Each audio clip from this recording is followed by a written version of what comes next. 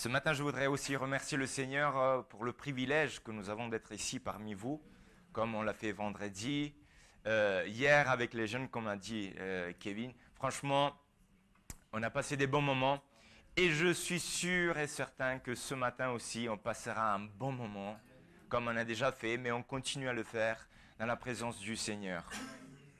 Vous le croyez? Amen. Je sais que Dieu a préparé quelque chose ce matin. Pas simplement pour moi, parce que je sais que Dieu a préparé quelque chose pour moi, mais aussi pour toi. Personnellement, Dieu vous connaît, Dieu te connaît, et Dieu a préparé quelque chose pour toi. Sans plus tarder, je voudrais lire la parole de Dieu dans le livre de Josué, chapitre 15. Josué, chapitre 15, à partir du verset 13. On ne parlera pas de Josué, mais c'est une histoire que nous interpelle. Josué, je le répète, chapitre 15, verset 13, jusqu'au verset 20. Mais ça va. On va le lire ensemble. On donna à Caleb, fils de Jephunnée, une part au milieu des fils de Juda, comme l'Éternel l'avait ordonné à Josué. On lui donna Kiriath Arba, qui est Hébron. Arba était le père d'Anak. Caleb en chassa les 3 fils d'Anak, Sheshai, Aïman et Telmaï, enfants d'Anak. De là, il monta contre les habitants de Débir. Débir s'appelait autrefois Kiriath Sefer. Caleb dit: je donnerai ma fille Aksa pour femme à celui qui battra Kiriath Sefer et qui la prendra. Othniel, fils de Kenaz, frère de Caleb, s'empara. Et Caleb lui donna pour femme sa fille Aksa. Lorsqu'elle fut entrée chez Othniel, elle le sollicita de demander à son père un champ. Elle descendit de dessus son âne, et Caleb lui dit: qu'as-tu? Elle répondit: fais-moi un présent, car tu m'as donné une terre du Midi, ou bien aussi une terre aride. Donne-moi aussi des sources d'eau. Et Caleb, il lui donna les sources supérieures et les sources inférieures. Tel fut l'héritage des fils de Juda selon leur famille. Amen. Amen. Jusqu'ici, la lecture. Caleb. Qui ne connaît pas Caleb? Pas de souci. Ce matin, on va le découvrir un petit peu. Caleb est un personnage qui mérite de l'admiration. Il mérite l'admiration. Pourquoi? Pour son courage et pour son obéissance à Dieu. Pas aux hommes, mais à Dieu. Oui, Caleb mérite d'être reconnu d'une certaine manière pour d'abord son courage de se positionner devant tout un peuple et pour l'obéissance qu'il a eue, pas envers les autres, pas selon la pensée des autres, pas selon les commandements des autres, mais c'est parce qu'il craignait Dieu et il a obéi à Dieu. Il était l'un des espions envoyés pour explorer le territoire. Et quand tout le peuple murmurait contre Moïse, vous vous rappelez, je pense, Caleb prit position. Il a pris position en encourageant le peuple à prendre possession de la terre que Dieu avait promise. Je dirais, quel homme, hein? Quel homme, Caleb, face aussi d'autres frères, je dirais bien frères, face à d'autres frères que en réalité, décourager les autres. Et je pense que quand ils ont monté quand même pour espionner un petit peu la terre, et même pendant qu'ils exploraient, les autres, ils disaient, Caleb, tu vois que c'est presque impossible là. Tu le vois, en réalité, c'est impossible. Il y a des géants ici. On ne peut pas rentrer dans cette terre. Ce n'est pas pour nous. Peut-être que Dieu s'est trompé. Dieu nous a promis quelque chose que, en réalité, on ne peut pas avoir. Caleb, toi aussi, s'il te plaît, avec nous, dis que ce n'est pas pour nous cette terre. Mais Caleb, il a dit non, non, parce que je sais ce que Dieu a promis. Et je sais que ce que Dieu dit et ce que Dieu promet, la promesse de Dieu va s'accomplir dans nos vies. Peu importe ce que nous avons devant nos yeux, peu importe s'il y a le géant devant nous, peu importe si on n'est pas capable, Dieu va le faire, car Dieu est fidèle. Dieu est fidèle. Nous, la plupart du temps, désolé, nous, la plupart du temps, je ne veux pas dire toujours, parce que sinon, même ce matin, oh, quand même, on a eu à appliquer un petit peu de fidélité pour venir à l'église ce matin, hein? Au moins, pour se réveiller ce matin. C'était dur, hein, la vérité. Parce que ça a été dur. En plus, le lit, c'était bien confortable, honnêtement. Et c'était dur. Mais, voilà. Mais la plupart du temps, notre fidélité ne correspond pas, au contraire, ne correspond pas vraiment à la fidélité de Dieu. Dieu est fidèle. Il n'utilise pas simplement la fidélité. Non, non, non, non. Dieu est fidèle. Et il ne se trompe jamais. Vous savez, nous parfois, il y a dans l'église, parce que ce matin je parle à l'église, hein? Ok. Il y a dans l'église parfois un ministère que ce n'est pas trop connu dans la Bible. On peut le voir, mais ce n'est pas vraiment accentué. Et s'appelle le ministère de découragement. Vous le connaissez? On peut le trouver, hein? Il y a certains, ils ont un grand ministère là. Le ministère de découragement. C'est très facile de le trouver. Vous savez, avec mon épouse, on avait 22 ans quand on s'est mariés. Et à ce moment-là, nous, quand on s'est fiancés, notre but, la première fois qu'on a parlé, qu'est-ce que tu veux faire pour le Seigneur?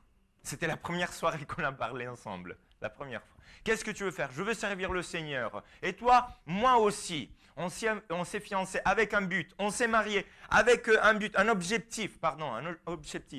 On disait, on veut servir le Seigneur ensemble. Du coup, quand on s'est mariés, après 3 mois du mariage, on est parti en Israël pour étudier à l'école biblique. Et à ce moment-là, 3 mois quand même de mariage, vous comprenez, on avait les frères et les sœurs dans l'église. Certains, ils venaient nous voir, que Dieu vous bénisse. Oh, gloire à Dieu, vous êtes d'encouragement, allez-y. Et d'autres, vous êtes fous. Vous êtes vraiment fous. Mais comment vous pensez que 3 mois après le mariage, quand même pour le mariage, il faut au moins 1 année, hein, pour s'adapter et tout. En plus, vous allez en Israël, vous parlez même pas, c'était français, c'était une école francophone, vous ne parlez pas le français.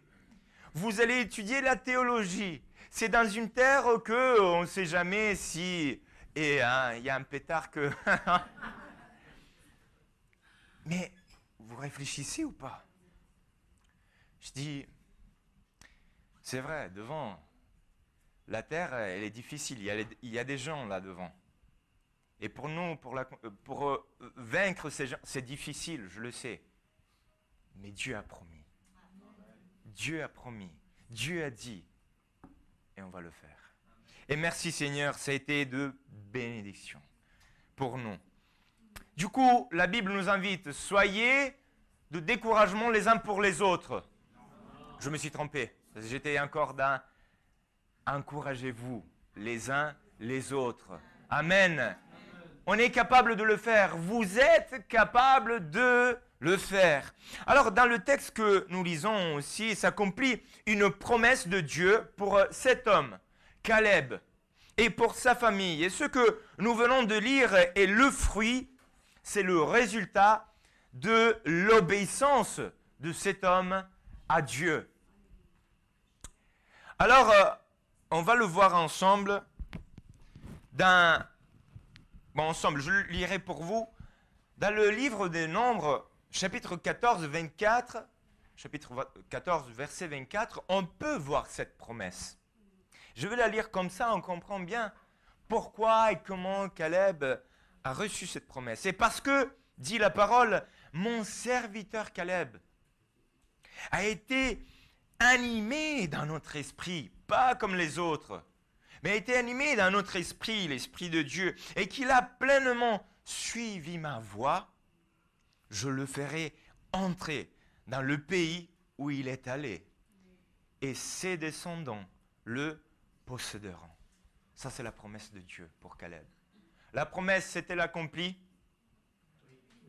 Amen. Quand en Nombre aussi 34, 19 est ordonnée la division ou le partage des territoires, Caleb est présent. Il est mentionné. Nous dit la parole, voici les noms de ces hommes. Pour la tribu de Juda, Caleb, fils de Jéphuné. Il participa à cet homme à un héritage. Un héritage qui venait de la part de Dieu. Un héritage qui était ordonné par Dieu. Un héritage qui était promis par Dieu. On peut même l'enlever le texte comme ça. Je vois les têtes. C'était ordonné par Dieu. Un héritage glorieux. Et permettez-moi de vous dire ce matin, nous sommes aussi les héritiers. Pas simplement d'une terre.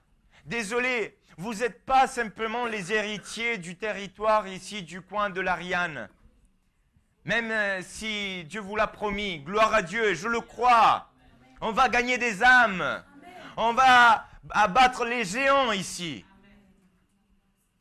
Mais nous sommes les héritiers aussi des choses célestes. Des choses qui viennent du ciel. Des choses que Dieu a promis dans les lieux célestes.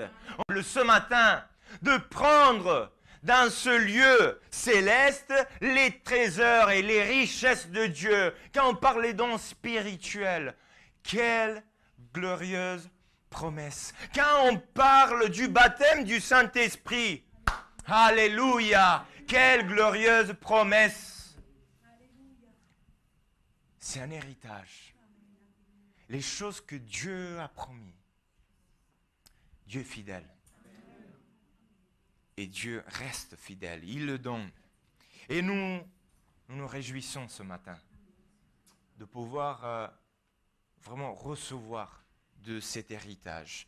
Mais en lisant le moment du partage des territoires, comme dans le texte que nous venons de lire au début, nous trouvons cette petite histoire.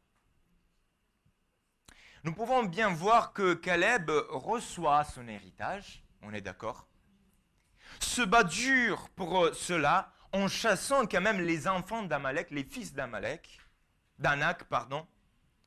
puis propose sa fille en mariage à celui qui conquiert la ville de Kiriath-Sefer.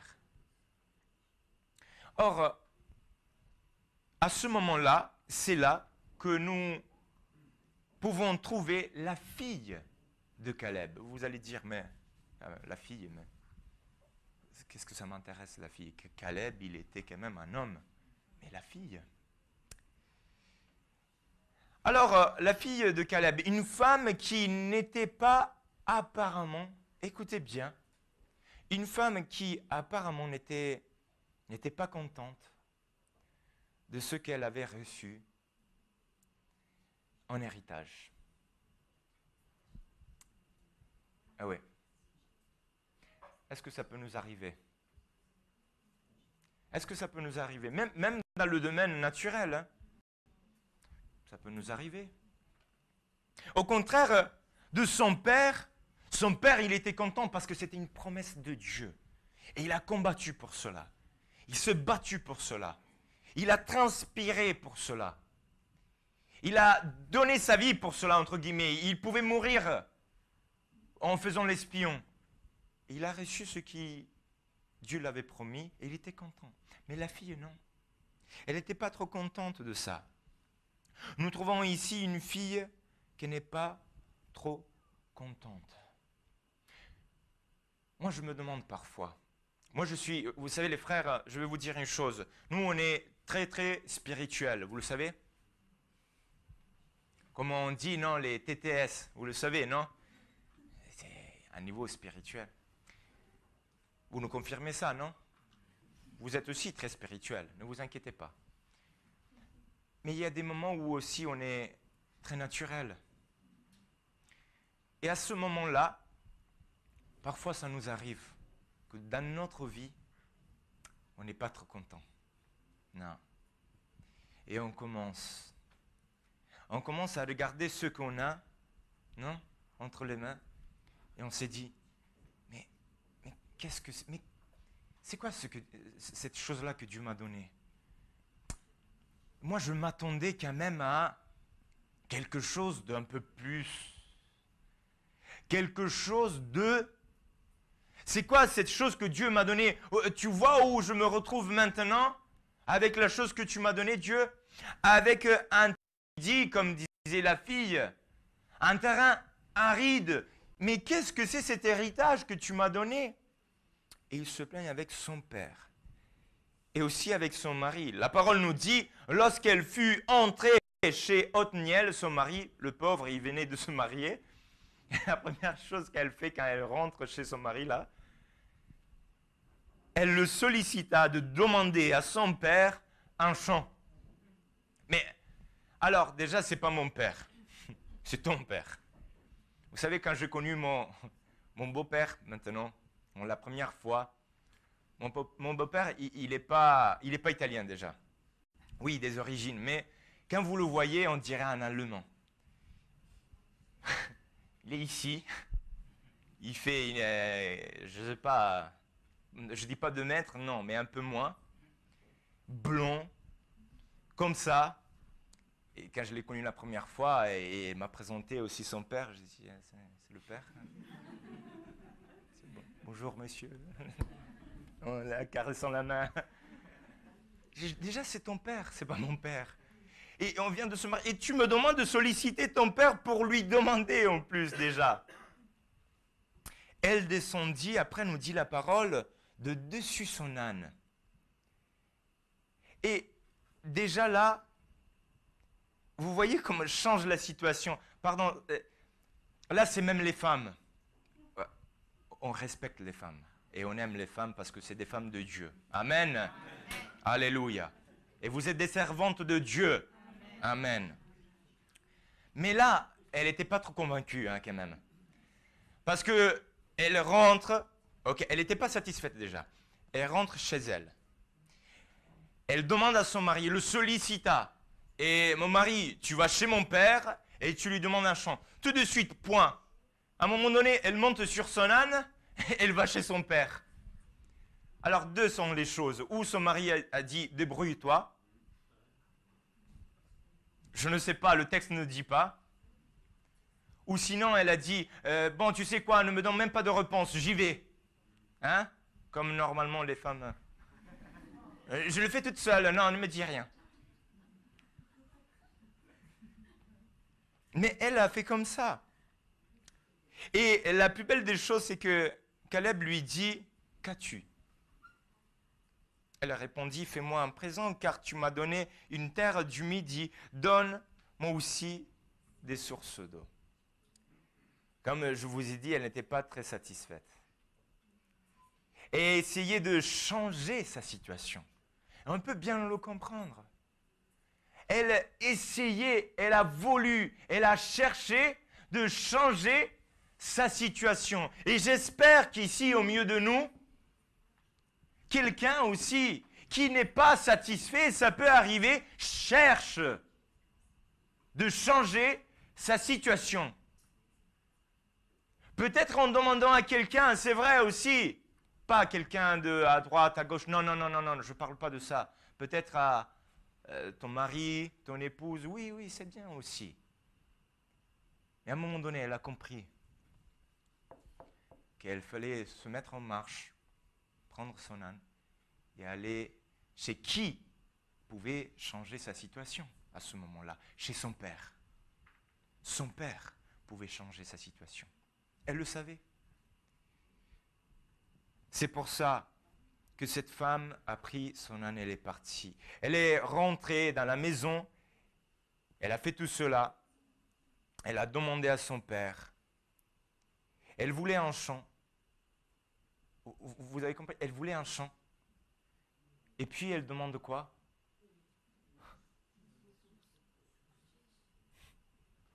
Vous avez suivi quand même.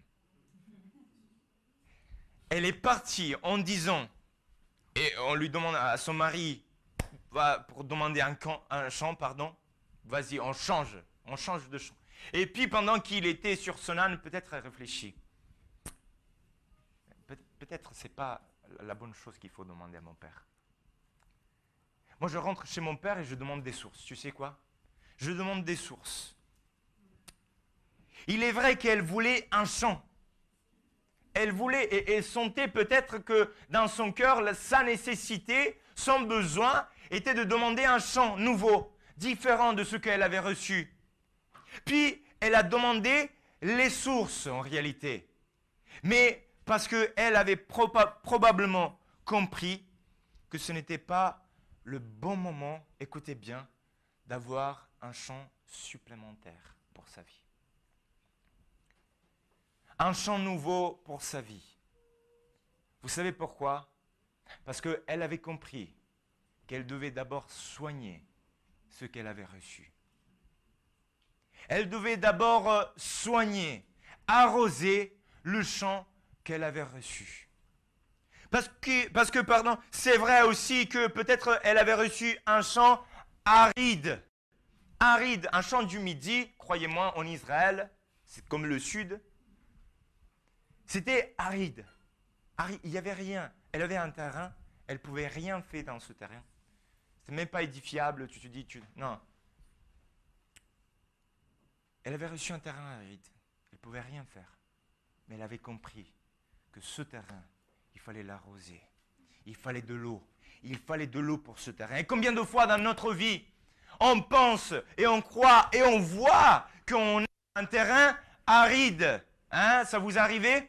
Oh mon Dieu, si je regarde à ma vie, combien de fois le terrain que j'ai reçu, que peut-être avant était bien, avec une pelouse magnifique, était super phénoménal, il y avait des fleurs, il y avait des plantes, il y avait tout ce que vous voulez, même des fruits, des arbres avec des fruits. Et puis à un moment donné, aride. Et je demandais à Dieu, Dieu s'il te plaît, change ce terrain-là, je veux plus ce terrain. Je veux un nouveau terrain, quelque chose que c'est différent. Je veux changer mon terrain. Non. Dieu te demande ce matin de soigner l'héritage que tu as reçu, de soigner le terrain de ton cœur, de soigner le cœur que tu as reçu par héritage. Parce que Dieu a changé ton cœur. Un cœur de pierre, c'était ça, ce qu'on avait. Et il nous a donné un cœur de chair. Soigne le cœur que Dieu t'a donné. Pas en demandant de Seigneur, change-moi à nouveau quelque chose afin que je puisse savoir. Non. Dieu veut que tu arroses ce que tu as reçu déjà dans ta vie. Parce que ce que tu as reçu est précieux. Et peut-être et très probablement c'est une promesse de Dieu pour ta vie. Tu as reçu peut-être depuis longtemps une promesse de la part de Dieu. Une promesse de la part de Dieu que maintenant c'est là à l'esprit et tu la vois. Et tu vois que cette promesse est devenue aride pour toi. Il n'y a plus de valeur, plus de signification, tu y crois même plus. Et tu es en train de demander à ton père depuis longtemps, Seigneur, Père, Papa, donne-moi un terrain nouveau. Parce que cette promesse que tu m'as faite là, il y a longtemps, ne marche pas. Cette promesse que tu m'as faite il y a longtemps, peut-être pour mes enfants, ne marche pas, je ne vois pas le résultat. Peut-être cette promesse que tu m'as faite depuis longtemps est devenue aride pour mon mari, pour mon épouse, je ne vois pas les résultats. Peut-être cette promesse que tu m'as faite pour ma vie, pour changer ma situation, que ce soit économique ou spirituelle, est devenue aride, je ne vois plus rien. Seigneur, change de promesse, s'il te plaît. Et peut-être que tu étais en train de réfléchir tout cela dans ton cœur, dans ta vie. Et ça fait longtemps. Ce matin, Dieu te dit, ce matin, je veux renouveler la promesse, mais pas en changeant la promesse. Pas en changeant l'héritage que je t'ai donné. Pas en changeant tout cela. Mais je vais l'arroser. Je vais l'arroser. Parce que ce matin, ta requête ne sera plus, écoute-moi bien, Seigneur, change mon chant. Mais ça sera, Seigneur, donne-moi des sources.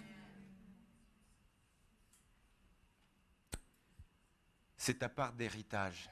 C'est ce que Dieu t'a donné. Ce que Dieu t'a donné, ne l'a pas donné aux autres. Ce que Dieu t'a donné, c'est personnel. La promesse que Dieu t'a faite est personnelle. Les promesses que j'ai reçues, désolé, ce n'est pas pour vous. Ça ne vous correspond pas. Les promesses que vous avez reçues dans vos vies, ça ne me correspond pas. Je ne sais pas si je dois dire gloire à Dieu, merci Seigneur, parce que chacun a ses promesses. Hein? Mais garde, c'est ta part d'héritage. Garde ce que Dieu t'a donné. Son père, il le savait.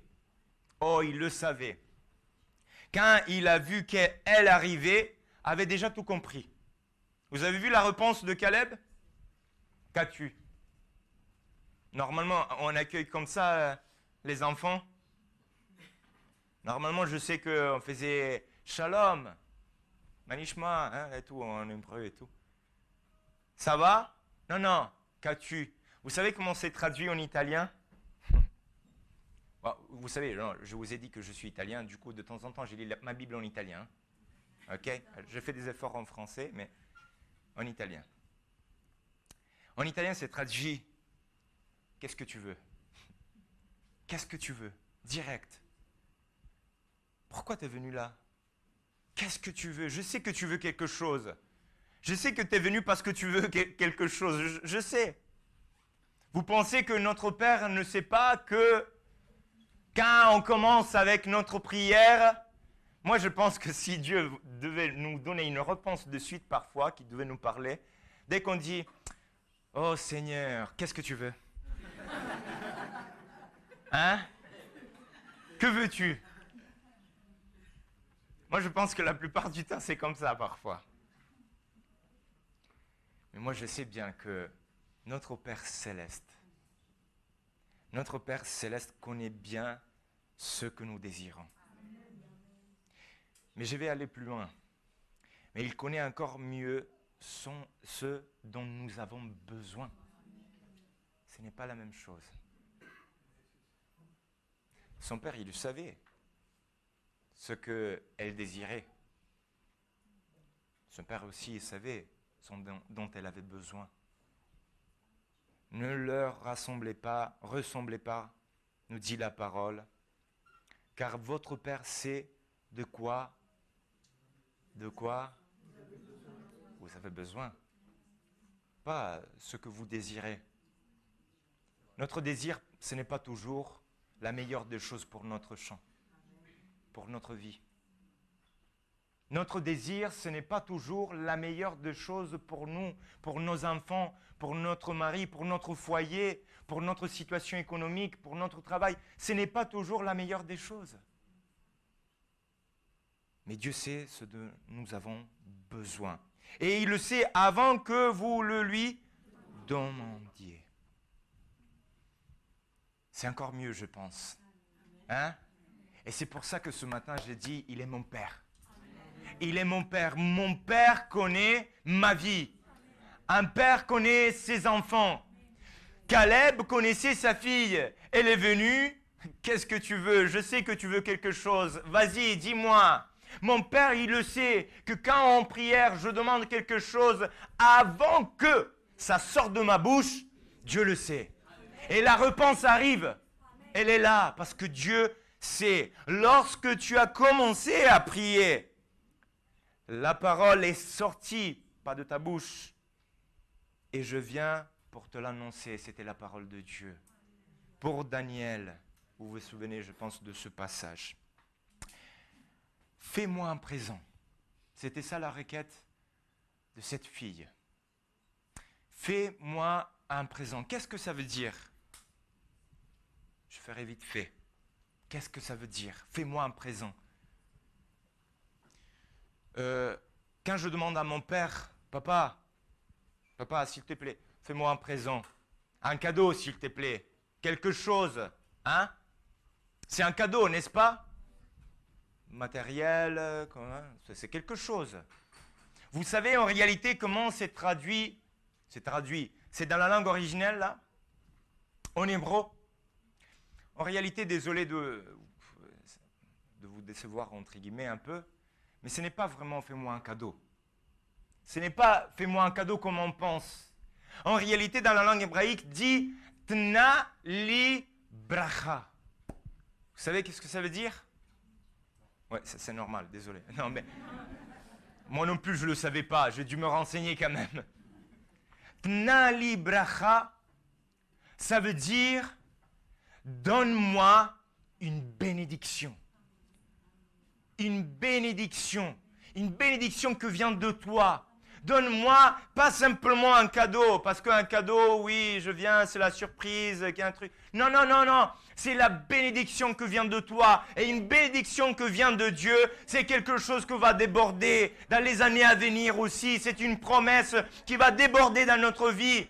Quand Dieu nous bénit et parle bien de nous, c'est ça le vrai cadeau. Tna libracha, donne-moi une bénédiction. Et son père lui donne 2 sources, pas une. Pas une source, 2. 2 sources d'eau sans même discuter, parce qu'il savait que c'était ça qu'elle avait besoin. Les sources, nous dit la parole d'eau supérieure. Hein? À quoi vous pensez? Dites-moi la vérité. Les sources d'eau supérieures, à quoi vous pensez? Oui, vous êtes capable de le dire, je le sais. Allez-y, courage. Amen, les sources d'en haut, du ciel. Du ciel. La source supérieure vient du ciel. Son père lui donne la source supérieure qui vient du ciel. Ton père te donne une source supérieure ce matin qui vient du ciel. Alléluia. Et tu as besoin de ça. Tu as besoin de ça pour ta vie, pour ton terrain, pour ton champ qui est aride peut-être ce matin. La source supérieure va désaltérer, va arroser, va faire quelque chose d'extraordinaire. Il va donner la vie à ce champ, là où peut-être tu avais planté tes promesses, les promesses que Dieu a faites dans ta vie. C'est la source supérieure. Et moi, je vois dans cette source supérieure aussi, céleste, le baptême du Saint-Esprit aussi. Il vient d'en haut. Cette source vient du ciel. Et c'est pour ta vie, pour transformer, pour changer ta situation, pour te donner du courage, de la force, pour continuer aussi à soigner ce champ. Et les sources nous parlent aussi inférieures. Vous savez que nous, on a un Dieu qui est céleste, comme on dit, non, un Dieu spirituel. mais qui a et domine aussi sur le matériel. On ne prêche pas, nous, je le dis même si on a enregistré, on ne prêche pas, nous, l'évangile, comme on dit, même si c'est appelé l'évangile de la prospérité. Ce n'est pas ça qui s'est écrit dans la parole. Mais on croit que Dieu domine sur toutes choses. Et quand Dieu veut nous bénir, il peut le faire d'une manière spirituelle, mais il peut le faire aussi d'une manière matérielle. Parce que je crois dans un Dieu qui est capable de gérer n'importe quelle situation, capable de transformer le mal en bien. C'est notre Dieu. Dieu sait ce dont nous avons besoin. Mais il faut que tu ailles demander. Si elle était restée à la maison, vous imaginez, si la fille était restée à la maison et dit, bon, ça c'est ce que j'ai, je veux me débrouiller d'une certaine manière. Lève-toi, demande à ton Dieu, demande à ton Père ce matin, demande à ton Père. Regarde ta situation, regardons notre situation, demandons à notre Père, car notre Dieu est fidèle et juste. Et il est bon, il est bon. Demande les sources, sinon ta terre restera sèche, aride.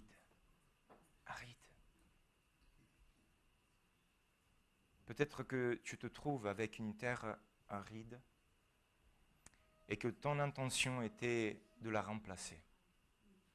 Ce matin même, ou dans ton quotidien, ta situation, ton mariage, combien de choses on pourrait dire ce matin, sans même faire quelque chose. Mais il est temps d'irriguer, de donner de l'eau à ce champ, de donner de l'eau qui vient du haut, des sources spirituelles, qui peut-être depuis longtemps, ce terrain, ce champ ne prend pas de l'eau. Peut-être depuis longtemps, vraiment ne prend pas de l'eau. C'est pourquoi, permets-moi de le dire comme ça, tu dois te dépêcher ce matin d'aller voir ton Père et de demander d'urgence, d'une manière urgente, des sources d'eau vive. Vous voulez bien le faire avec moi ce matin? On prie ensemble, on courbe nos fronts un moment.